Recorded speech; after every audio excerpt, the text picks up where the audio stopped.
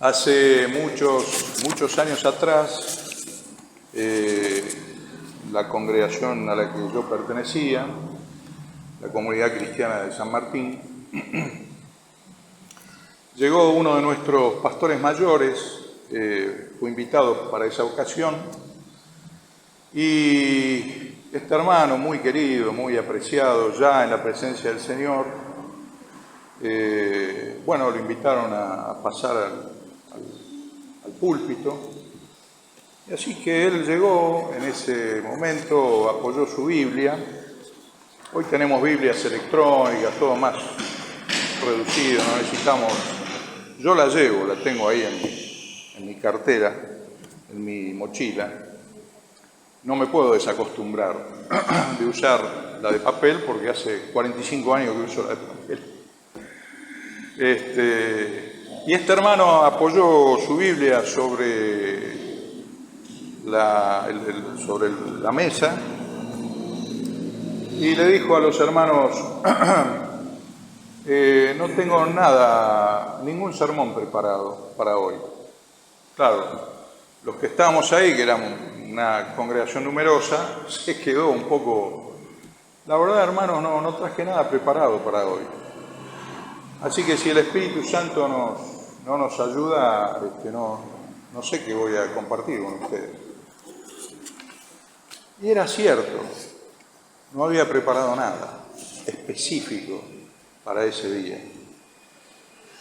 Así que él empezó a hablar de su esposa, de cómo se habían conocido, cómo habían andado en los caminos del Señor. Ahí tuvo una pequeña introducción de 15 minutos, 20 minutos. Después siguió relatando su experiencia con las Sagradas Escrituras, empezó a hablar de Apocalipsis, habló sobre la segunda venida de Cristo. Él fue muy detallado en cada una de sus expresiones. Y después de 1 hora y media de estar hablando, sin haber preparado ningún sermón, saludó a todos los hermanos. Nosotros nos quedamos con los ojos abiertos, con la mente llena de conceptos sabios, de una palabra profética, y se sentó. Y efectivamente no preparó ningún sermón. Y ahí yo me di cuenta de que él era el sermón. Él era. No era necesario que preparara un sermón, porque el sermón lo llevaba incorporado adentro. Y vivía, y entraba y salía, y hacía sus asuntos con el sermón incorporado. Andaba por la vida, no necesitaba dar sermones o sermonear, sino que él con su propia vida daba ejemplo y era ejemplo de los que a él lo veían.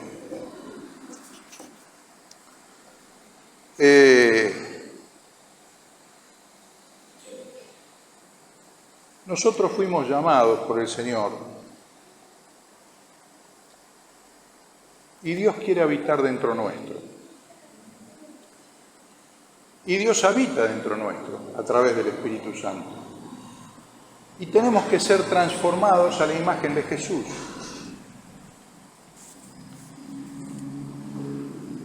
Porque cualquiera puede dar un sermón.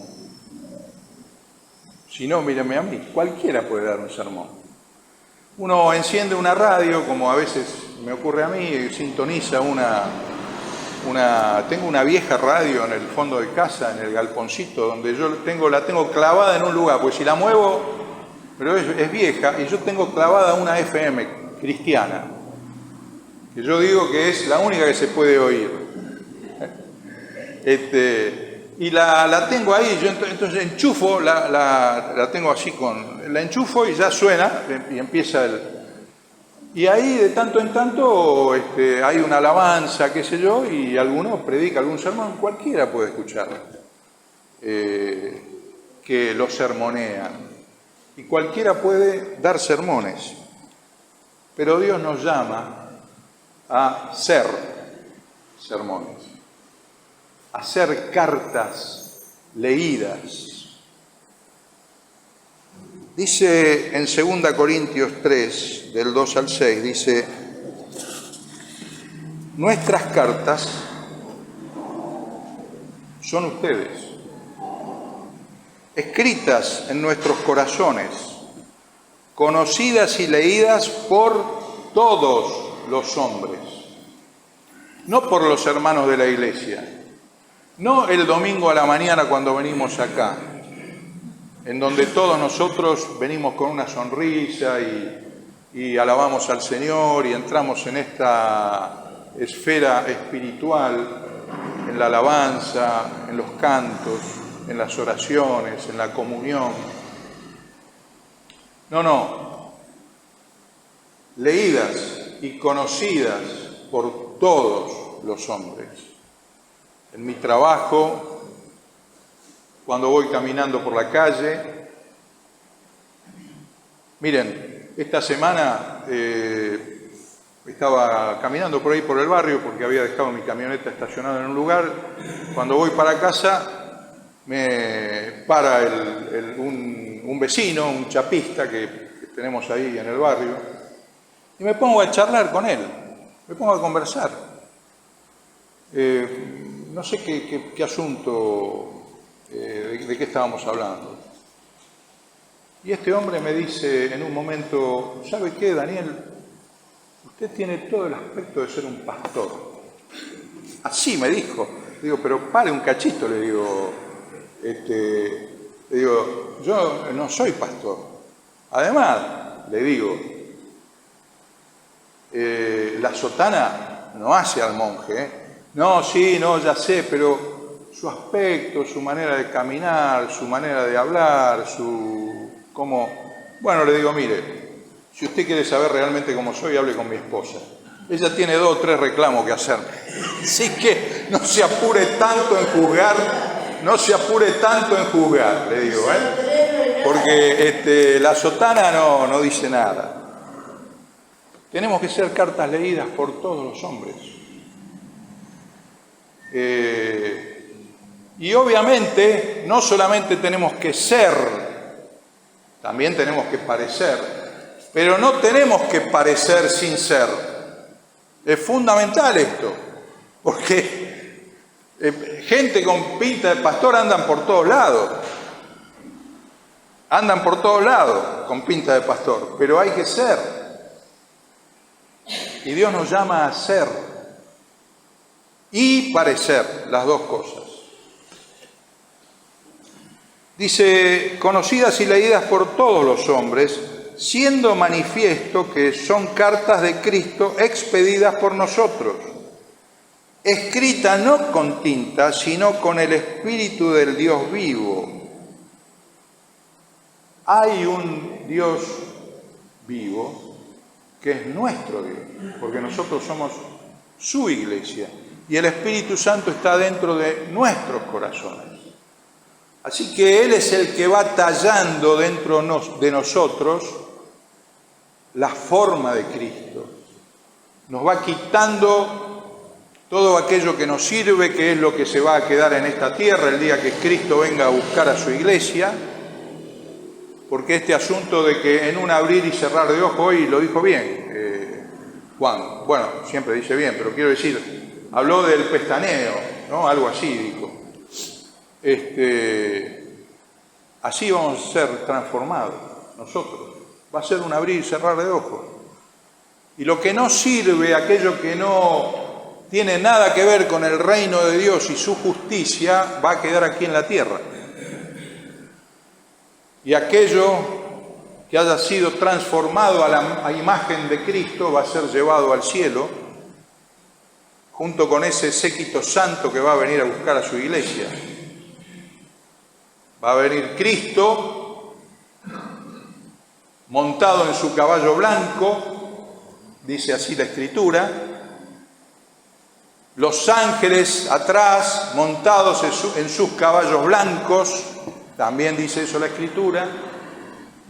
Los caballos no son blancos porque el caballo es blanco, sino porque el que lo monta es santo y emblanquece todo lo que toca.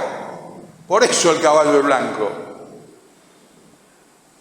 Y el Santo de Israel, Jesucristo, emblanquece todo lo que toca.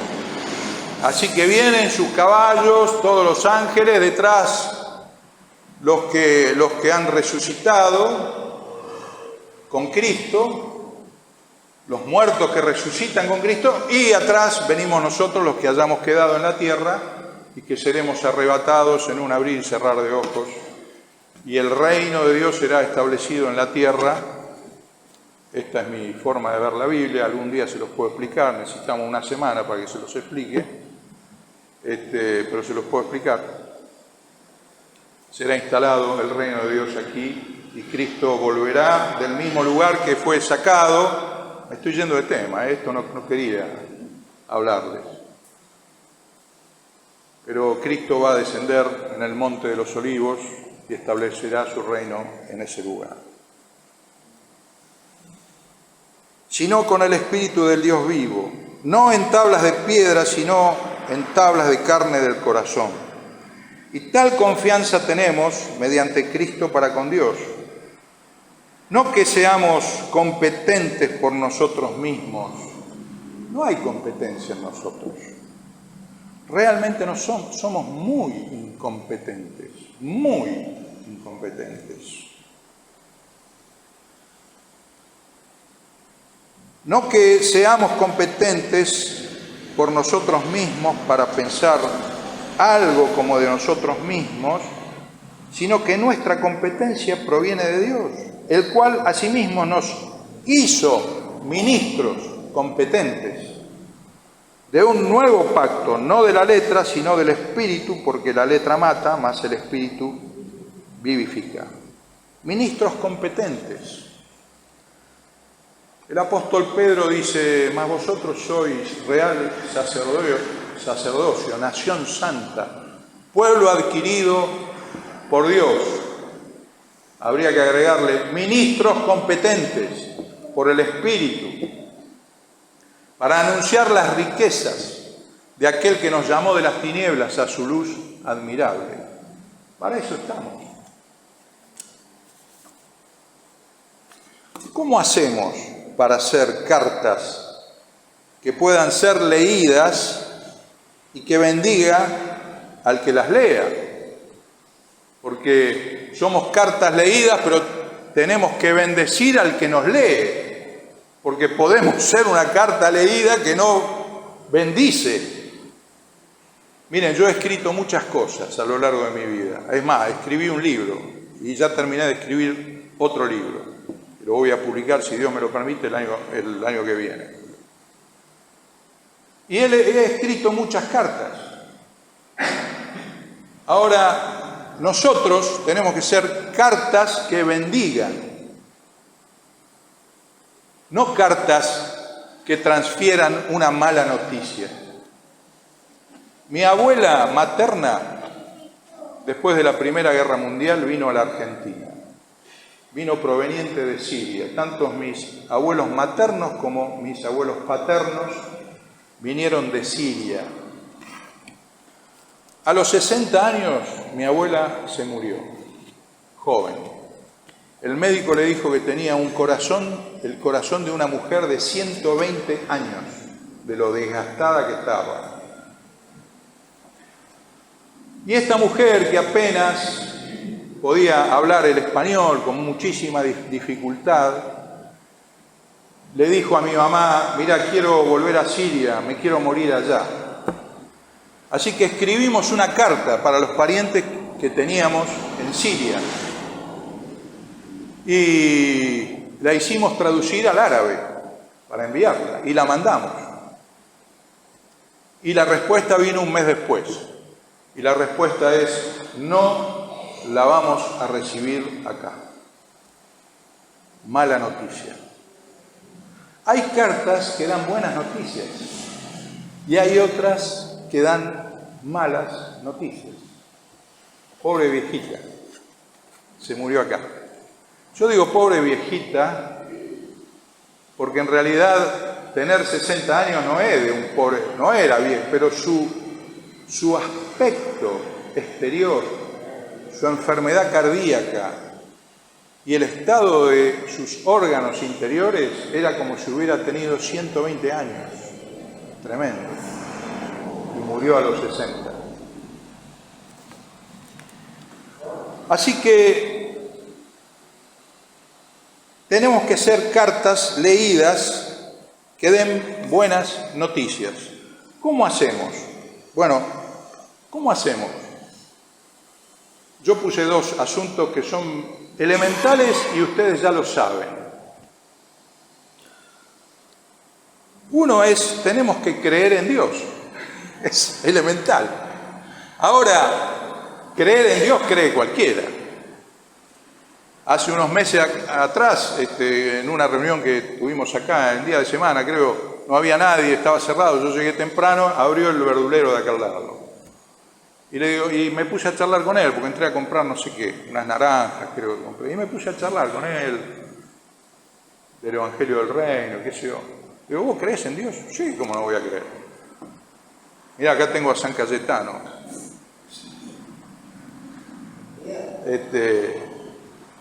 Cree en Dios, está bien, pero su creencia está equivocada.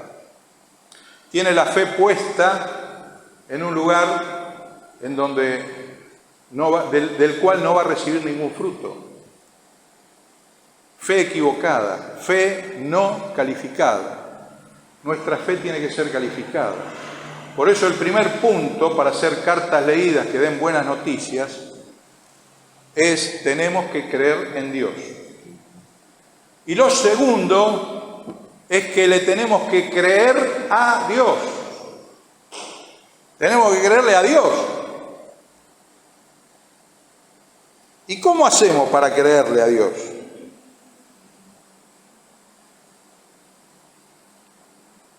Para creerle a Dios tenemos que conocer la palabra de Dios. Tenemos que leer las Escrituras para saber qué dice Dios. Miren, si no tuviéramos la Biblia, el Antiguo y el Nuevo Testamento, si no tuviéramos eso, tenemos la gracia del cielo de que tenemos esto. Pero si no lo tuviéramos, nada sabríamos de Dios, nada. No conoceríamos sus mandamientos, no conoceríamos cuál es la voluntad de Él para con nosotros, no sabríamos cuál es el objetivo que tenemos que alcanzar, no sabríamos con quiénes tenemos que tener comunión, por quién orar, cómo hacer para orar, no sabríamos nada. Pero tenemos las Escrituras y las tenemos que leer.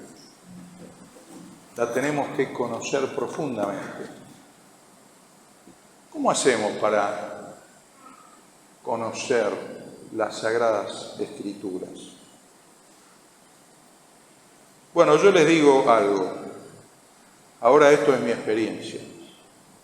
Tenemos que leer mucho y enamorarnos de la lectura de la palabra de Dios. Leer mucho y enamorarnos de la lectura. Yo amo leer las Sagradas Escrituras. Me deleito en leer las Sagradas Escrituras. Y todos nosotros, yo estoy seguro que ustedes también. Tenemos que hacer más. Tenemos que profundizar más en la lectura, especialmente en el Nuevo Testamento. Esto que traje, que lo voy a repartir después, es una ayuda. Yo lo voy a dejar acá, ustedes se lo llevan si quieren. Nosotros en una época, hace como 45 años atrás, teníamos lo que llamábamos tiras bíblicas, que eran tiras, yo las tengo las originales, las tengo en mi casa, Las tengo como una reliquia histórica. Se las debería haber traído, aunque sea para que las miren. Pero eran unas cartulinas hechas en offset en aquella época, ¿no? No había... Bueno, estaban hechas en un offset y se cortaban así, en un cartón, y tenían este mismo formato que yo les muestro acá. Esto mismo. Era una tira así, que uno la podía doblar en varios cosos, la ponía acá en el bolsillo de la camisa, y cuando viajaba en el colectivo, que es lo que yo hacía para ir a mi trabajo, sacaba la tira bíblica y me ponía a leer y a memorizar las Sagradas Escrituras. Esto ya se perdió por el camino, ya no se hace más. Y en la parte de atrás, bueno, les traje 2 tiras bíblicas que hablan de Jesucristo, que son las originales, los textos originales. Y en la parte de atrás les traje algunos textos escritos así y unas líneas para que ustedes pongan los suyos. Estos textos son los que me ayudaron a mí en mi vida desde jovencito. Me ayudaron a crecer en la fe, a entender el Evangelio, a creer en Dios. Miren, yo soy huérfano de padre. Mi padre me abandonó a los 3 años. Y mi madre tenía 24 años, nunca más se volvió a casar. Así que madre de 24, casada, a los 27 se divorció, con un hijo de 3 años, abandonada por su marido, golpeada por su marido. Así que los primeros 19 años de mi vida fueron terribles hasta que conocí a Cristo. Y empecé a ver que había hombres y mujeres, matrimonios de hombres y mujeres. Bueno, parece una tontería.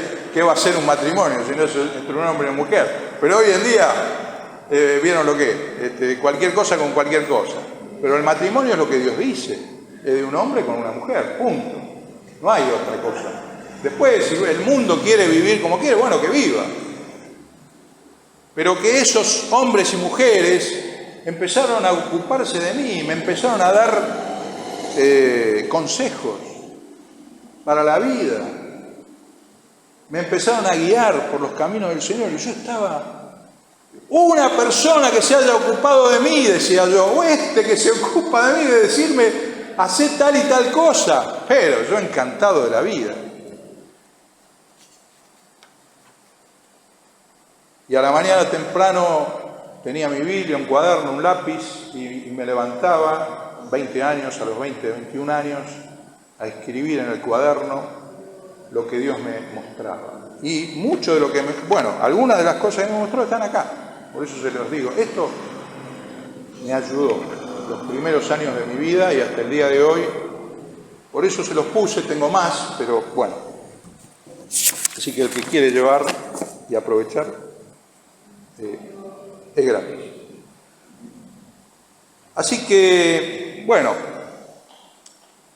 ¿cómo hacemos para conocer las Sagradas Escrituras? Tenemos que leer. Bueno, vamos a leer alguna cosita. Ya tenemos 23 minutos, yo no quiero más de 30. Génesis 1 del 1 al 5, eso lo conocemos todo. En el principio creó Dios los cielos y la tierra estaba desordenada y vacía, y las tinieblas estaban sobre la faz del abismo. Y el Espíritu de Dios se movía sobre la faz de las aguas. Y dijo Dios, sea la luz. Y fue la luz. Y vio Dios que la luz era buena, y separó Dios la luz de las tinieblas, y llamó Dios a la luz día, y a las tinieblas llamó noche. Y fue la tarde, y la mañana un día. Y ahí aparece en este versículo el primer sistema de medición que existe en el planeta, que es el día. Un día, 24 horas. 24 horas si está tomado, si está medido por la hora solar media, que es lo que marcan los relojes que llevamos nosotros. Pero son 23 horas 56 minutos si está tomado. Yo me señalo así porque alguna vez andaba con 2 relojes. Sí, canchereando. La conversión es un proceso. Así que cuando yo tenía 24, 25 años, todavía tenía mucho del viejo hombre, y entonces me preguntaban la hora. Che, ¿qué hora tenés? ¿Cuál querés? Le digo, ¿la hora solar media o la hora sideral? Claro, cuando yo decía así, no, yo te pregunté la hora nada más. Bueno, está bien, son tantos. Hay otra hora, que es la hora sideral, el día. ¿Cómo es esto? ¿Cómo los relojes marcan? Sí, marcan. Pero es una hora no exacta. ¿Ustedes vieron una carrera de Fórmula 1? ¿Vieron que los autos se van? A mí me encanta la Fórmula 1. Primero va uno acá, se ponen para la largada, ¿no? El otro acá, el otro un poco más atrás, el otro un poco más atrás, hasta que al final allá, a 50, 70 metros, 100 metros, está el último, ¿no? El cronómetro, acá está la línea de salida, y el primero está acá, es el que más cerca de la línea de salida está. El segundo está un poquito más atrás de la línea de salida. El cronómetro empieza a correr cuando la trompa del auto, de cualquiera de los autos, atraviesa la línea de salida. Ahí arranca el cronómetro. Bueno, con las horas pasa eso. Depende de cuál sea la referencia, hay una hora u otra. No los quiero enloquecer, pero lo que sí quiero tratar es de que nos animemos a relacionar las Escrituras con lo que nos pasa habitualmente. La Biblia no es cualquier cosa, nos dice, nos habla, nos enseña, nos instruye, nos capacita, nos bendice. Desde el primer renglón, que es Génesis.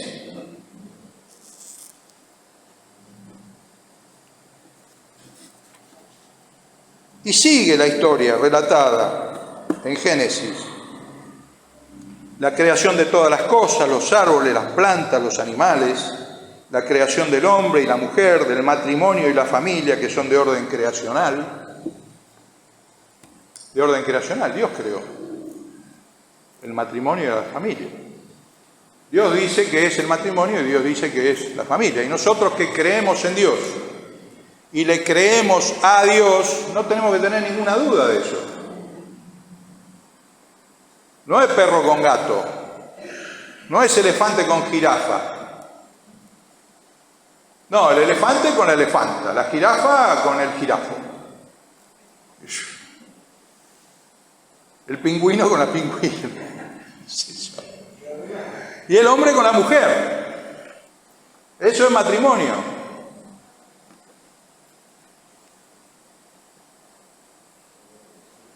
Luego de eso, el ingreso del tentador. Ingresa en escena el tentador. ¿Y qué hace el tentador? Incorpora un elemento que dura hasta el día de hoy. La duda. La duda. Hace dudar. La duda viene del diablo. ¿Por qué hace dudar? Y porque habla con la mujer y le dice, ¿con qué Dios les ha dicho que de aquel fruto no pueden comer? Duda. Que permanece hasta el día de hoy en medio nuestro también, cuando tenemos que tomar decisiones, vienen dudas. Dios dice tal cosa y de repente viene el tentador y por sus mecanismos, que Él los conoce y los tiene bien afilados, nos hace dudar. Y esa duda que introduce en el principio trae como consecuencia el pecado, es decir, el yerro. Y el pecado arruina todo lo que Dios había planificado para la humanidad. El yerro, primero, hace que todo lo que Dios había planificado para la humanidad se destruya. Todo. Dios nunca pensó en que el hombre pecara. Por eso hay algunos que Yo les pregunto, ¿para qué vino Cristo a la tierra? A salvar al hombre. No, le digo, es un error. ¿Cómo que no? Tenía que salvarlo. ¿El hombre? No, le digo. Si Jesús vino a la tierra a salvar al hombre, Dios es un mentiroso, un confabulador de mentiras. Porque entonces, cuando Dios le dijo, mirá, de todo árbol, de todo esto podés comer, pero de ese único no, lo que estaba diciendo era, yo te digo que no, pero en realidad como necesito salvarte, andá y comé, pecá, y yo pongo a funcionar la salvación. Es una cosa espantosa pensar en esos términos. Así que Dios no tenía ningún interés en que su plan original, con el hombre y la mujer, con Adán y Eva en el huerto de Edén, se frustrara. De ninguna manera. Pero ingresa el pecado. El primer paso es la duda, y la duda hace errar el blanco. Luego sigue la historia. De esto de cada cosa que estoy diciendo podemos hablar un montón. Luego sigue la historia de Dios con el hombre. Cuando Dios pone en marcha, y aquí sí, quizás lo dejamos para otro momento, pone en marcha su plan de contingencia. Yo lo llamo así, plan de contingencia. Era necesario arreglar el desastre que el hombre había provocado. El hombre provocó un desastre, no la mujer, el hombre. Porque cuando yo no sé si se dieron cuenta, seguramente sí, digo algo que es simple. Cuando la mujer come del fruto, no viene el desastre. Quedó todo como estaba. No vino el cataclismo universal. Pero cuando el hombre tomó, que era el responsable, era a quien se le había conferido el señorío de todas las cosas, era la cabeza del hogar. Cuando el hombre toma, ahí viene el desastre. Y viene Dios y habla con el hombre, y el hombre se esconde por vergüenza, por temor. Bueno, lo dejamos por otro día. Y dice, pone Dios el plan de contingencia a funcionar. Dice Génesis 6, del 5 al 8, y vio Jehová que la maldad de los hombres era mucha en la tierra, y que todo designio de los pensamientos del corazón de ellos era de continuo solamente el mal. Y se arrepintió Jehová, se arrepintió Dios, de haber hecho hombre en la tierra, y le dolió en su corazón. Le dolió en su corazón. ¿Qué pasa cuando nos duele el corazón? A nosotros. Porque nosotros hemos sido creados a imagen y semejanza de Dios. ¿Qué pasa cuando nos duele el corazón? Bueno, nos entristecemos, ¿no? Algo nos duele profundamente, nos entristecemos. ¿Y qué más? A veces lloramos. A Dios le pasó exactamente esto. Se arrepintió de haber creado al hombre. Le dolió en el corazón y lloró. No dice acá que lloró, pero es consecuencia. Parece, ¿cómo Dios va a llorar? Sí, se arrepintió, le dolió. Le dolió en su corazón. Y dijo Jehová, raeré de sobre la faz de la tierra a los hombres que he creado, desde el hombre hasta la bestia, y hasta el reptil y las aves del cielo, pues me arrepiento otra vez de haberlos hecho,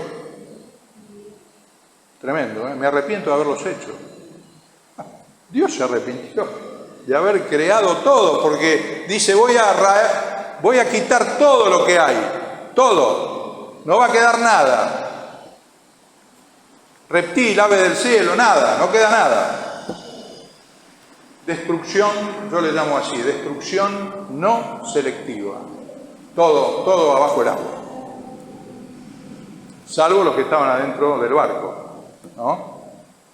Excepto esos que estaban adentro del barco, adentro del arca, Dios destruyó todo lo demás, no le dio oportunidad a nadie, solamente a los que estaban adentro del barco.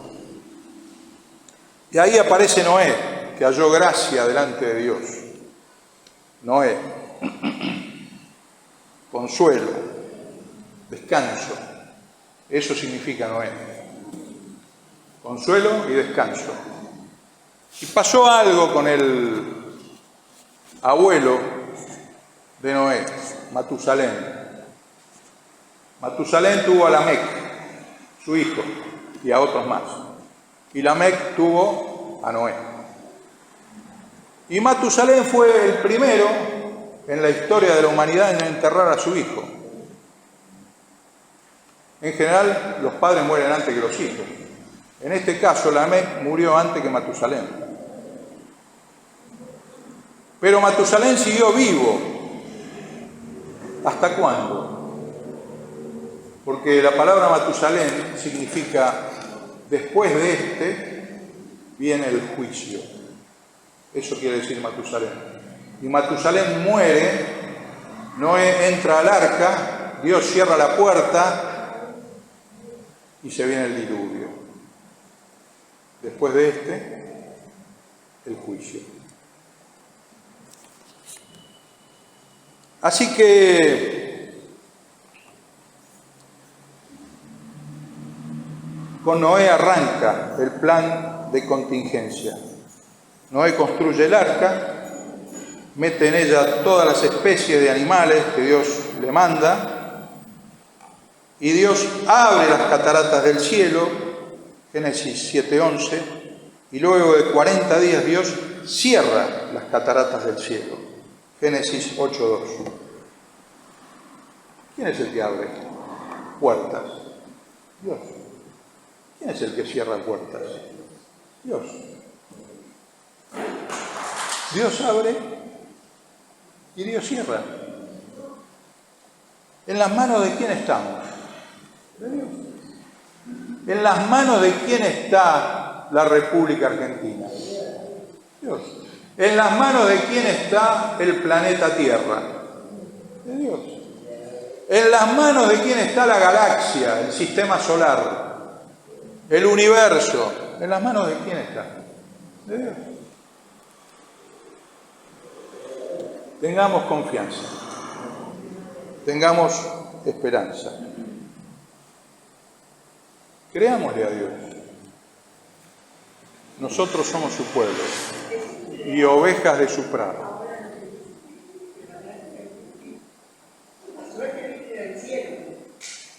La gracia del Señor viene del cielo. La gracia de Cristo es Jesús. La gracia de Dios es Jesús. Así que tengamos esperanza, tengamos fe, creamos en Dios y creámosle a Dios. Y para creerle a Dios, leamos mucho las Escrituras. Tengo más para decirle, pero por hoy la dejamos acá si les parece. Amén.